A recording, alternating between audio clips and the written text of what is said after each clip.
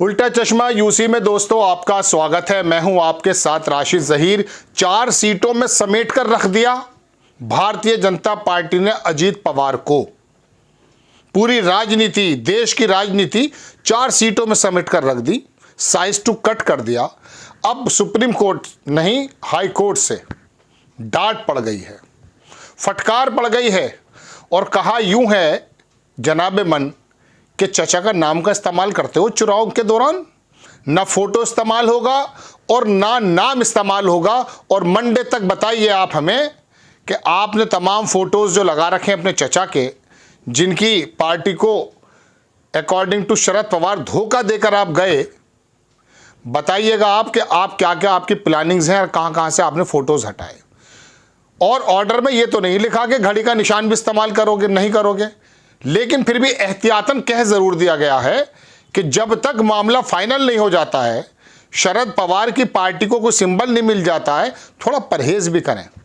हालांकि घड़ी का सिंबल और नाम तो छीन ही चुके हैं शिंदे की तरह, लेकिन चचा का नाम इस्तेमाल करने पर हाईकोर्ट ने कहा यह इस्तेमाल नहीं कर सकते आप। जब आपके इलेक्शन नहीं होते तो आप चाचा का नाम भी इस्तेमाल नहीं करते, उनको बुजुर्ग बताते हैं, बूढ़े बता देते हैं इशारों में। और अब चुनाव आ गया है तो चचा का फोटो इस्तेमाल करोगे, नो, हाई कोर्ट की डांट। आप देखें स्क्रीन पर आपकी खबर लगाता हूं दोस्तों, और थोड़ा सा महाराष्ट्र की भी तस्वीर खींचने की कोशिश करूंगा कि क्या हालात चल रहे हैं वहां पर। और राहुल गांधी ने किस प्रकार से, मुझे याद आ जाता वो ज़माना जो हमने किताबों में ही पढ़ा है कि इमरजेंसी के बाद जो इंदिरा गांधी ने अपनी शुरुआत की थी महाराष्ट्र से, इस प्रकार का नज़ारा धूलिया वगैरह में नज़र आया जब राहुल गांधी अपनी यात्रा में निकाल रहे हैं। आप देखें, अखबार लिखता है एबीपी के NCP symbol controversy, Ajit Pawar गुट को सुप्रीम कोर्ट की फटकार। मैं माफ़ी चाहूँगा, हाई कोर्ट मैंने कह दिया था, सुप्रीम कोर्ट की बात है। अजीत पवार को सुप्रीम कोर्ट की फटकार, कहा क्यों कर रहे हैं शरद पवार का फोटो का इस्तेमाल। अखबार लिखता है कि सुनवाई के दौरान अदालत ने अजीत पवार गुट से कहा कि जब चुनाव आता है तो आपको उनके यानी कि शरद पवार की चेहरे की ज़रूरत होती है और जब चुनाव जीत जाते हैं तो पार्टी छोड़ देते हो। अखबार आगे लिखता है दोस्तों कि एनसीपी चुनाव चिन्ह विवाद पर सुनवाई की सुप्रीम कोर्ट ने गुरुवार को। इसी दौरान कोर्ट ने अजीत पवार के नेतृत्व वाले राष्ट्रीय कांग्रेस पार्टी गुट से शरद पवार की तस्वीर और नाम का इस्तेमाल नहीं करने का आदेश दिया है। पीठ ने अजीत पवार से कहा कि वो किसी भी भ्रम से बचने के लिए दूसरा चुनाव लेने पर विचार करें। इसमें आगे कहा गया है कि चुनाव आयोग का आदेश अंतिम नहीं है, अब इस मामले में मंगलवार को अगली सुनवाई होगी। अखबार लिखता है दोस्तों कि शरद पवार की ओर से वरिष्ठ वकील अभिषेक मनु सिंघवी, अब इनको हरा दिया था हिमाचल में राज्यसभा चुनाव में, वहां पर भी ऊपर नीचे हो गए थे विधायक।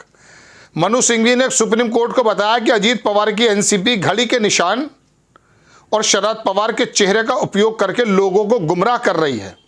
सिंघवी ने कहा, आप घड़ी और शरद पवार की तस्वीर का उपयोग कैसे कर सकते हैं, यह धोखा है।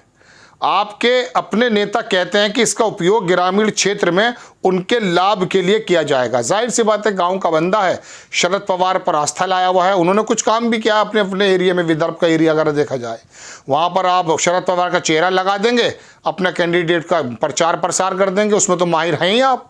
मतलब भारतीय जनता पार्टी के साथ मिल गए तो एक ही प्लेटफॉर्म मिलेगा ना, अब तो वहाँ पर दिग्भ्रमित करने जैसी स्थिति हो सकती है। अजीत पवार ने गुट से इसलिए मांगा हलफनामा।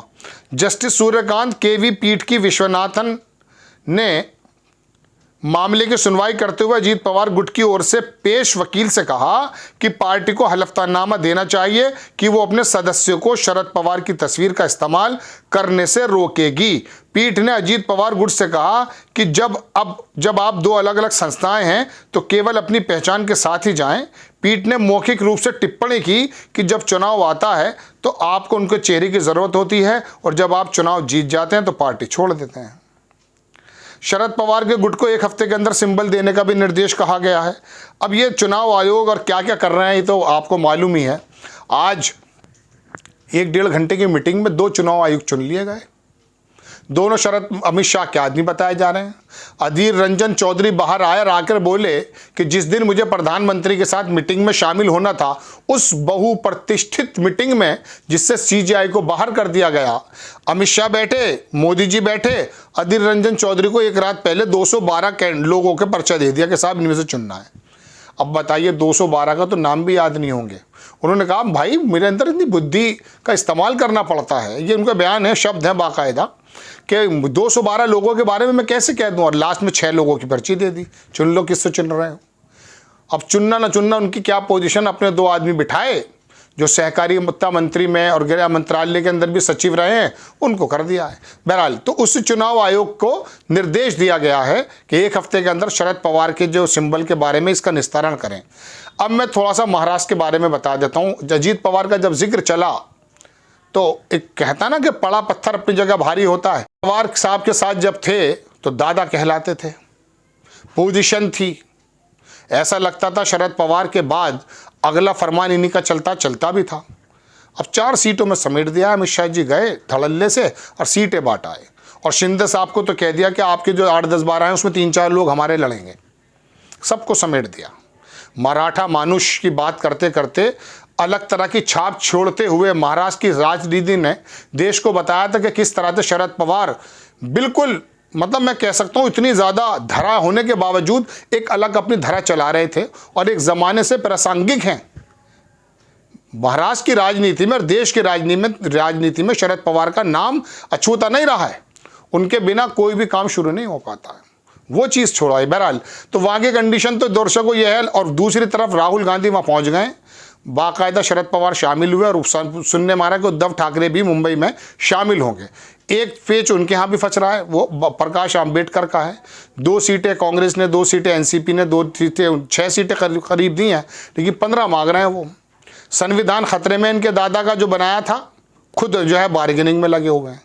ऐसे करते भी हैं ये। बहरहाल खबर यह है कि अजीत पवार को एक ऐसी डांट पड़ी और कहा कि जब चुनाव का समय आता है तो चाचा याद आते हैं, और जब चुनाव चला जाता है तो चाचा को भूल जाते हैं। ये मेरा स्टाइल है।